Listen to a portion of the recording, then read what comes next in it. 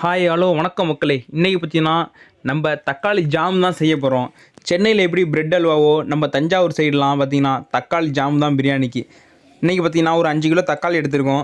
5 kilo தக்காளியை cut பண்ணி அப்படியே டைரெக்டாக நம்ம வட்டாவில் சேர்த்து கொதிக்க வச்சாச்சு. நல்லா குழஞ்சதுக்கப்புறம் ஜீனி 2.5 கிலோ ஆட் பண்ணி நல்லா மிக்ஸ் பண்ணிக்கணும். ஜீனி கரைஞ்சவுடனே பேரிச்சம்பழம் 2 கிலோ அதையும் ஆட் பண்ணிவிட்டு நம்ம நல்லா ஒரு மிக்ஸ் கொடுத்துடணும். கொடுத்ததுக்கப்புறம் தனியாக ஒரு தாளிப்பு போட்டுடலாம். இதுக்கு பார்த்திங்கன்னா நெய் 200 ml, முந்திரி பருப்பு 1/2 கிலோ, கிஸ்மிஸ் பழம் இது ஒரு 1/4 கிலோ ரெண்டையும் ஆட் பண்ணிவிட்டு கொஞ்சோண்டு பிஸ்தா பருப்பு இருந்துச்சு அதையும் நம்ம இதோட சேர்த்துக்கலாம். உங்கள் ஆப்ஷன் தான், இருந்தால் சேர்த்துக்குங்க.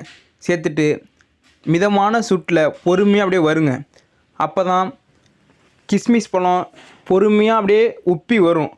முந்திரி பருப்பு உள்ள வேக்காடு நல்லா ஆகி நல்லா மொறுமொறுப்பாக இருக்கும். இது நல்லா உப்பி வந்து